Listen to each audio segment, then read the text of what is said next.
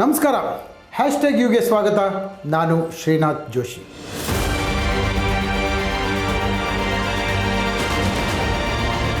ಒಂದು ಸುದ್ದಿಯನ್ನು ಇಟ್ಟುಕೊಂಡು ಅದರ ಬಗ್ಗೆ ವಿಶ್ಲೇಷಣೆ ಮಾಡ್ತಾ ಆ ಸುದ್ದಿಯ ಒಳಹರವನ್ನು ನೋಡ್ಕೊಂಡು ಬರೋದು ನನ್ನ ವಾಡಿಕೆ. ಹಾಗೆ ಇವತ್ತು ನಾನು ಬಹಳ ಮುಖ್ಯವಾದ ಒಂದು ವಿಷಯವನ್ನು ನಿಮ್ಮೆದುರಿಗೆ ತೆಗೆದು ಬರ್ತಾ ಇದ್ದೀನಿ. ರಾಜ್ಯ ರಾಜಕಾರಣದಲ್ಲಿ ಏನೆಲ್ಲ ಬದಲಾವಣೆಗಳಾಗ್ತಾ ಇವೆ ಅದರ ಬಗ್ಗೆ ನಾವು ಸ್ಥೂಲವಾಗಿ ನೋಡೋದು ಮಾತಾಡೋದು ಮಾಮೂಲು. ಎಲ್ಲೋ ಒಂದು ಕಡೆ ಶಾಸಕರು ಸರ್ಕಾರ ತಮಗೆ ಸರಿಯಾಗಿ ಅನುದಾನ ಬರ್ತಾ ಇಲ್ಲ ಅಂತ ಹೇಳುವಂಥ ಅಸಮಾಧಾನವನ್ನು ತೊಡ್ಕೊತಾ ಇದ್ದಾರಾ, ಅಸಮಾಧಾನ ಆಗಿದ್ದಾರಾ ಅಂತ ಹೇಳುವಂಥ ಪ್ರಶ್ನೆ ಇವತ್ತು ನಮಗೆಲ್ಲ ಕಾಣ್ತಾರೆ. ನಿನ್ನೆ ತಾನೇ ಒಂದು ಚಳಿಗಾಲದ ಅಧಿವೇಶನ ಮುಕ್ತಾಯ ಆಯಿತು. ಚುನಾವಣೆ ಮುಗಿದು ಹೆಚ್ಚು ಕಮ್ಮಿ 3 ವರ್ಷ ಮುಕ್ತಾಯ ಆಗ್ತಾ ಬಂತು. 2 ಸರ್ಕಾರಗಳು ಬಂದು ಹೋದವು. ಮಹಾ ಚುನಾವಣೆ ನಡೆದ ಮೇಲೆ 2 ಸರ್ಕಾರ ಅಸ್ತಿತ್ವಕ್ಕೆ ಬಂತು ನಮ್ಮ ರಾಜ್ಯದಲ್ಲಿ. ಒಂದು ಸಮ್ಮಿಶ್ರ ಸರ್ಕಾರ, ಎರಡನೇದು BJP ಸರ್ಕಾರ. ಈ 2 ಸರ್ಕಾರಗಳಿದ್ದಾಗ ಶಾಸಕರಿಗೆ ಕೊಡಬೇಕಾದಂಥ ಅನುದಾನವನ್ನು ಅಥವಾ MLA ಫಂಡನ್ನು ಸರಿಯಾಗಿ ಕೊಟ್ಟಿಲ್ಲ, ಸುಸೂತ್ರವಾಗಿ ಸಿಗ್ತಿಲ್ಲ ಅಂತ ಹೇಳುವಂಥ ಮಾತು ಇವತ್ತು ವಿಧಾನಸೌಧದ ಮೊಗಸಾಲೆಯಲ್ಲಿ ಕೇಳಿಬಂದಂಥ ಮಾತು. ನಿನ್ನೆ ತಾನೇ ಏನು ವಿಧಾನಸಭೆಯ ಚಳಿಗಾಲದ ಅಧಿವೇಶನ ಮುಗಿತು. ಈ ಸಂದರ್ಭದಲ್ಲಿ ಕೆಲವು ಶಾಸಕರು ನಮಗೆ ಸರಿಯಾದ ಅನುದಾನ ಬರ್ತಾ ಇಲ್ಲ, ಆ ಅನುದಾನ ಇಲ್ಲದೇ ಕೆಲಸ ಕಾರ್ಯಗಳಾಗ್ತಾ ಇಲ್ಲ, ನಾವು ಕೊಟ್ಟ ಮಾತನ್ನು ಜನರಿಗೆ ತೀರ್ಸೋಕ್ಕಾಗ್ತಾ ಇಲ್ಲ, ಜನರೆದುರಿಗೆ ಅಸಲಿಗೆ ನಾವು ಮುಖ ತೋರಿಸೋದು ಕೂಡ ಲಾಯಕ್ಕಾಗ್ತಾ ಇಲ್ಲ, ಅಂಥ ಪರಿಸ್ಥಿತಿ ನಮಗೆ ಬಂದಿದೆ ಅಂತ ಹೇಳುವಂಥ ಮಾತನ್ನು ಮೊಗಸಾಲೆಯಲ್ಲಿ ಗುಸು ಗುಸು ಗುಸು ಗುಸು ಆಗಿ ಕೇಳಿಬರ್ತಾ ಇತ್ತು.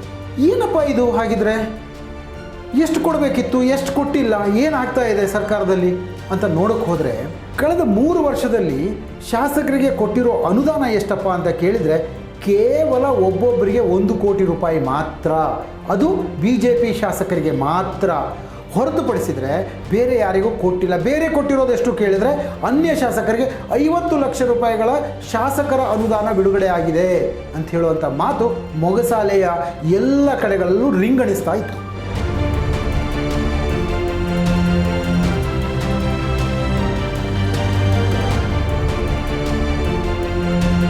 ಈ ಬಗ್ಗೆ ಮುಖ್ಯಮಂತ್ರಿ ಆದಿಯಾಗಿ ಸಾಕಷ್ಟು ಸಾರಿ ಹಣಕಾಸು ವಿಭಾಗಕ್ಕಿರ್ಬೋದು ಅಥವಾ ಹೆಚ್ಚಿನ ಒಂದು ಶಾಸಕರ ಅನುದಾನವನ್ನು ಕೊಡಿ, ಕೆಲಸ ಮಾಡಬೇಕು ಅಂತ ಹೇಳಿ ಒತ್ತಡವನ್ನು ಯಾವ ಶಾಸಕರು ಹಾಕಲಿಲ್ವ ಹಾಗಿದ್ರೆ ಅಂತ ಕೇಳಬೇಡಿ.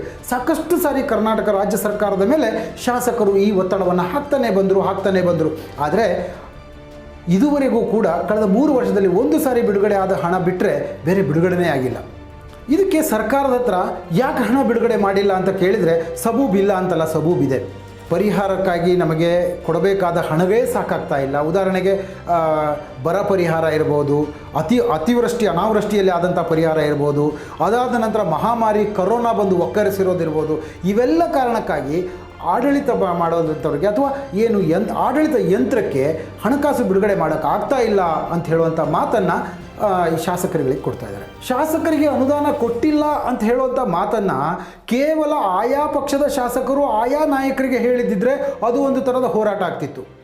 ಆದರೆ ಮೊನ್ನೆ ಮೊಗಸಾಲೆಯಲ್ಲಿ ನಡೆದಂಥ ಘಟನೆ ಏನಪ್ಪ ಕೇಳಿದರೆ, ವಿರೋಧಿ ಪಕ್ಷದ ನಾಯಕರಾದಂತಹ ಈ ಸಿದ್ದರಾಮಯ್ಯನವರ ಬಳಿ ಕೂಡ BJP ಶಾಸಕರು ಬಂದು ತಮ್ಮ ಅಳಲನ್ನು ಹೇಳ್ಕೊತಾರೆ.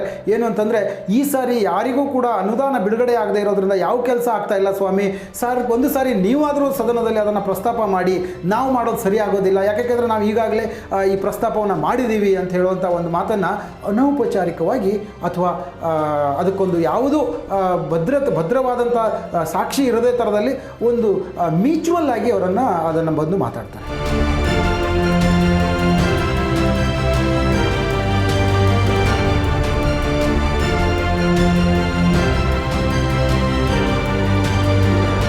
ಈ ಮಾತು ಆದ ತಕ್ಷಣ ಹೌಸಲ್ಲಿ ಕೂಡ ಮುಖ್ಯಮಂತ್ರಿಗಳಿಗೆ ಸಿದ್ದರಾಮಯ್ಯವರು ಒತ್ತಡ ಮಾಡ್ತಾರೆ. ಏನು ಕೇಳಿದ್ರೆ, ಶಾಸಕರ ಅನುದಾನವನ್ನು ಬಿಡುಗಡೆ ಮಾಡಬೇಕಾಗುತ್ತೆ ಸರ್ಕಾರ. ಯಾಕೆಂದರೆ ರಾಜ್ಯದಲ್ಲಿ ಯಾವ ಕೆಲಸವೂ ಆಗ್ತಾ ಇಲ್ಲ. ಕೆಲಸ ಆಗದೇ ಇದ್ದಂಥ ಸಂದರ್ಭದಲ್ಲಿ ನಾವು ಮಾತ್ರ ಜನಪ್ರತಿನಿಧಿಗಳಾದವರು ಜನರ ಎದುರಿಗೆ ಮುಖ ತೋರಿಸೋದು ಕಷ್ಟ ಆಗುತ್ತೆ ಸ್ವಾಮಿ, ಆದ್ದರಿಂದ ಬಿಡುಗಡೆ ಮಾಡಿ ಅಂತ ಹೇಳೋ ಒತ್ತಡವನ್ನು ಹಾಕ್ತಾರೆ. ಹಾಗಂತೇಳಿ ನಾವು ಬಿಡುಗಡೆ ಮಾಡೋದಿಲ್ಲ ಅಂತ ಹೇಳ್ಕೊಂಡು ಮಾತನ್ನು ಎಲ್ಲೂ ಹೇಳಲಿಲ್ಲ. ಆದರೆ ನೋಡೋಣ, ಆದಷ್ಟು ಬೇಗ ಮಾಡೋಣ ಅಂತ ಹೇಳುವಂಥ ಮಾತನ್ನು ಯಡಿಯೂರಪ್ಪನವರು ಸಾಗು ಹಾಕುವಂಥ ಕೆಲಸ ಮಾಡ್ತಿದ್ದಾರೆ. ಒಂದು ಸರ್ಕಾರದಲ್ಲಿ ದುಡ್ಡಿಲ್ವ ಹಾಗಿದ್ರೆ, ಒಂದು ವೇಳೆ ಕೇವಲ ಎಲ್ಲ ಶಾಸಕರಿಗೆ 1 ಕೋಟಿ ರೂಪಾಯಿ ಅನುದಾನವನ್ನು ಬಿಡುಗಡೆ ಮಾಡಿದ್ದರೂ ಕೂಡ 224 ಕೋಟಿ ರೂಪಾಯಿಯಲ್ಲಿ ಎಲ್ಲ ರಾಜ್ಯದ ಎಲ್ಲ ಶಾಸಕರಿಗೆ ಶಾಸಕರ ಅನುದಾನವನ್ನು ಬಿಡುಗಡೆ ಮಾಡಬಹುದಾಗಿತ್ತು. ಆದರೆ ಇಲ್ಲಿ ಅದು ಆಗ್ತಾ ಇಲ್ಲ. ಸರ್ಕಾರದ ಹತ್ರ ದುಡ್ಡಿಲ್ಲ ಅಂತ ಹೇಳೋದನ್ನು ನಾವು ನಂಬೋದಾದರೆ ಸರ್ಕಾರ ಬೇರೆ ಬೇರೆ ಒಂದು ಅಭಿವೃದ್ಧಿ ಮಂಡಳಿಗಳನ್ನು ಮಾಡಿ ಅದಕ್ಕೆ 500 ಕೋಟಿ ನೂರಾರು ಕೋಟಿಗಳು ಬಿಡುಗಡೆ ಮಾಡ್ತಾ ಇರೋದನ್ನು ಕಂಡಾಗ ಸರ್ಕಾರದ ಹತ್ರ ದುಡ್ಡಿಲ್ವ ಹಾಗಿದ್ರೆ ಈ ಪ್ರಶ್ನೆ ಬರುತ್ತೆ. ಎಲ್ಲೋ ಒಂದು ಕಡೆಗೆ BJP ಶಾಸಕರಿರೋ ಜಾಗದಲ್ಲಿ 1 ಕೋಟಿ ರೂಪಾಯಿ ಅನುದಾನವನ್ನು ಬಿಡುಗಡೆ ಮಾಡಿ ಇನ್ನುಳಿದ ಶಾಸಕರಿದ್ದಲ್ಲಿ 50 ಲಕ್ಷ ರೂಪಾಯಿ ಬಿಡುಗಡೆ ಮಾಡಿದ್ದು 3 ವರ್ಷದ ಹಿಂದಿನ ಮಾತನ್ನು ಹೇಳ್ತಾ ಇದ್ದೀನಿ ನಾನು. ಇದು ಎಲ್ಲೋ ಒಂದು ಕಡೆ ತಾರತಮ್ಯ ಒಂದು ಕಡೆಗಾದರೆ, ಅದರ ನಂತರ 1 ರೂಪಾಯಿಯೂ ಕೂಡ ಬಿಡುಗಡೆ ಆಗಿಲ್ಲ ಅಂತ ಹೇಳುವಂಥ ಮಾತು ಮೊಗಸಾಲೆಯಲ್ಲಿ ನಾನು ಆಗಲೇ ಹೇಳಿದಾಗೆ ಚರ್ಚೆ ಆಗ್ತಾ ಇರೋದು ಎಲ್ಲೋ ಒಂದು ಕಡೆಗೆ ಶಾಸಕರಿಗೆ ಅಸಮಾಧಾನ ಆಗ್ತಾ ಇರುವಂಥ ಮೊದಲ ಹಂತವೇ ಅಂತ ಹೇಳುವಂಥ ಪ್ರಶ್ನೆ ಕೂಡ ಬರುತ್ತೆ.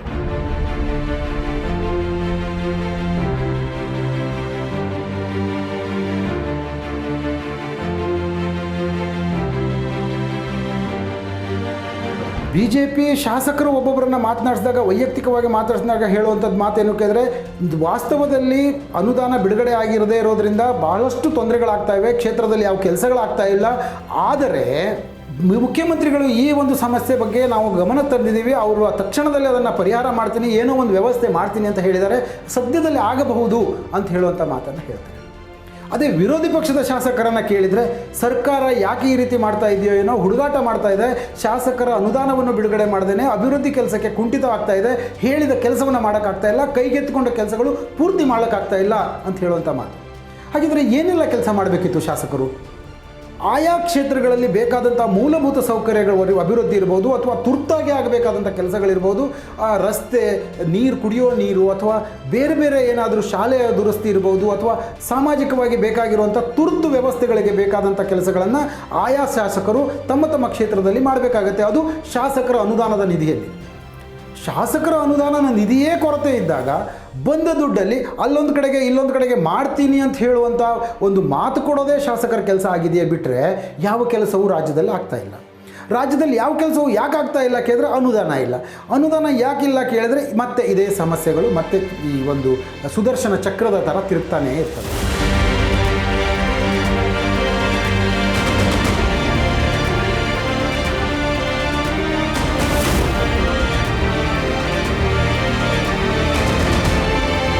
ಮುಂದಿನ ದಿನಗಳಲ್ಲಿ ಕೊಟ್ಟ ಮಾತಿನಂತೆ ಯಡಿಯೂರಪ್ಪನವರು ಶಾಸಕರಿಗೆ ಅನುದಾನವನ್ನು ಈಗಲಾದರೂ ಬಿಡುಗಡೆ ಮಾಡ್ತಾರಾ? ಅಕಸ್ಮಾತ್ ಬಿಡುಗಡೆ ಮಾಡದಿದ್ದರೆ ಮುಂದೆ ಬರ್ತಾ ಇರುವಂಥ ಗ್ರಾಮ ಪಂಚಾಯತಿ ಚುನಾವಣೆಯಲ್ಲಿ ಇದೇನಾದರೂ ಎಫೆಕ್ಟ್ ಆಗ್ಬೋದಾ? ಗ್ರಾಮ ಪಂಚಾಯತಿ ಚುನಾವಣೆಗೆ ಇದನ್ನು ಎಫೆಕ್ಟ್ ಮಾಡ್ಕೊಳ್ಳೋ ಥರದಲ್ಲಿ ವಿರೋಧ ಪಕ್ಷದಲ್ಲಿರುವಂಥ JDS ಮತ್ತು ಕಾಂಗ್ರೆಸ್ ಏನಾದರೂ ತಂತ್ರಗಳನ್ನ ಹೆಣಿಬಹುದಾ? ಇಂಥ ಎಲ್ಲ 10 ವಿಷಯಗಳು ಈ ಒಂದು ಅನುದಾನ ಬಿಡುಗಡೆ ಮಾಡದೇ ಇರೋದರಿಂದ ಬರ್ತಾ ಇರುವಂಥ ಪ್ರಶ್ನೆಗಳಾಗ್ತವೆ. ನೋಡೋಣ. ಮೊನ್ನೆಯ ಅಧಿವೇಶನ ಮುಗಿತಾ ಇರುವಂಥ ಸಂದರ್ಭದಲ್ಲಿ ಸಾಕಷ್ಟು ಶಾಸಕರು ಒಂದು ಸಮಸ್ಯೆಯನ್ನು ಇದನ್ನು ಮುಖ್ಯಮಂತ್ರಿಗಳು ಸೇರಿದಂತೆ ಅಧಿಕಾರಿಗಳ ಮುಂದೆ ಕೂಡ ಇಟ್ಟಿದ್ದಾರೆ.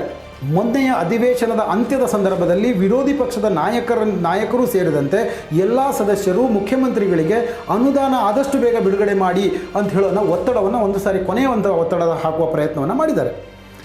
ಆ ಕೊನೆಯ ಒತ್ತಡವನ್ನು ಹಾಕುವ ಪ್ರಯತ್ನದಲ್ಲಿ ಒಂದು ವೇಳೆ ಏನಾದರೂ ಸರ್ಕಾರ ಮನವೊಲಿದು ಅಥವಾ ಎಲ್ಲ ಸಮಸ್ಯೆಗಳನ್ನು ಅತ್ತತ್ತ ಇಟ್ಟು ಏನಾದರೂ ಅನುದಾನವನ್ನು ಬಿಡುಗಡೆ ಮಾಡ್ತಾರಾ, ಅಥವಾ ಈಗಲೂ ಸಹ ಅನುದಾನಕ್ಕೆ ಬಿಡುಗಡೆ ಮಾಡೋದಕ್ಕೆ ಸ್ವಲ್ಪ ತೊಂದರೆ ಇದೆ, ಹಣಕಾಸಿನ ಮುಗ್ಗಟ್ಟು ರಾಜ್ಯದಲ್ಲಿ ಇದೆ ಅಂತ ಹೇಳುವಂಥ ಒಂದು ಲೈನ್ ಉತ್ತರ ಕೊಟ್ಟುಕೊಂಡು ಮುಂದೆ ಹಾಕ್ತಾರಾ?